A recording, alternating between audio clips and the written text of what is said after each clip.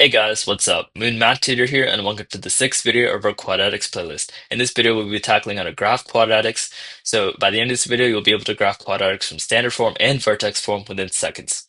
We will also look at how stretching and shifting can affect the graph of a quadratic. So let's get started. We're going to start by graphing in standard form, which we all know is y equals ax squared plus bx plus c. So we're going to start with an example, y equals 2x squared minus 4x plus 1. And so what I usually like to do first is find the vertex, which you're always going to have to find to graph it. So we're going to use the formula x equals negative b over 2a to find the x coordinate of the vertex, and this is just going to be 4 over 4 equals 1. So to find the y coordinate of the vertex, we're just going to plug in 1, and we're going to get 2 minus 4 plus 1 equals minus 1.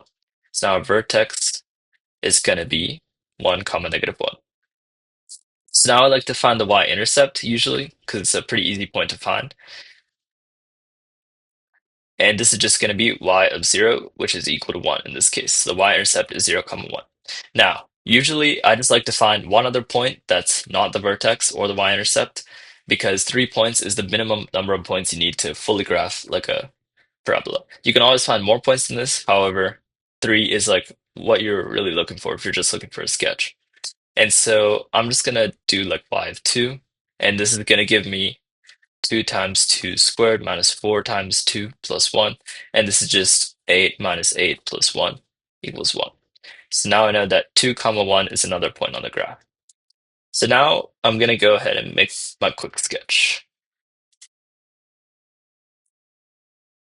And one other thing, since our a is positive, I know that this parabola is going to open upwards in this case. So I will just keep that in mind. And I also know that this parabola is going to be symmetric around the axis x equals 1 because the vertex is 1 comma negative 1. So let's graph in blue. So 1 comma negative 1, this is going to be a vertex right here. And then 2 comma 1, 1 right here. And then 0 comma 1, 1 right here. So mine might be a bit wobbly because I didn't really get any more points on. But really, it should just be like a smooth U. And there we have it. That's really how you graph a quadratic in standard form. So now let's look at vertex form. So vertex form is going to be y equals a times x minus h squared plus k. So true to its name, from the vertex form, it's really easy to find the vertex, and the vertex is just going to be h comma k. This should make sense because when x is equal to h, then this whole thing is equal to 0, and then y is equal to k. So this is either going to be our maximum or minimum for a quadratic, or y in this case. So vertex form also tells us a couple other things about h, k, and a. So as h increases, then this quadratic gets transformed to the right. As h decreases, then we go to the left. And same thing with k. As k increases, then we go up. As k decreases, then we go down. As the magnitude of a increases, then we get wider. As the magnitude of a decreases, then we get narrower. Also, a is responsible for if a is greater than 0, then it opens upwards. And if a is less than 0, then it opens downwards. So basically, all these transformations are built off of the parent function, which is just y equals x squared. As we can see in this function, a is equal to 1, while h and k are both equal to 0. So if we have a coordinate plane on the right here, I just want to show you that this parent function, as we know, is going to look something like this, because it's a parabola centered at the origin.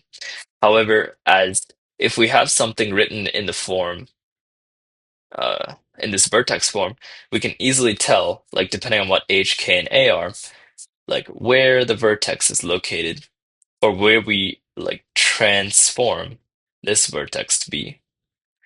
And also, we can tell how it's going to open. Like, is it going to be wider than this parent function? Like, if a is maybe less than 1, this will be wider. Or if it's going to be narrower.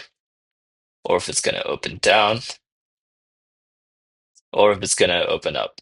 So we can tell all of that just by looking at something in vertex form. So let's see how that can be helpful to us with an example. So y equals negative 1/2 x plus 1 squared plus 4. And so now I know that my vertex is going to be -1 comma 4. So what do my h, k, and a tell me? Well, my h obviously tells me left 1, my k tells me up 4, and my a tells me opens down, and it's going to be narrow, or wide, I should say, because as the magnitude of a is smaller, then it gets wider. And so just to make a rough sketch of my graph now, I'm going to keep my parent function in the back of my mind, y equals x squared, and then based off of that graph, I'll be able to do a quick sketch of this one, just off of transformations alone. So I could still find some points if I want, and that's always like the best way to get a precise graph. However, if I'm just looking for an estimate, I'm just going to rely on these transformations.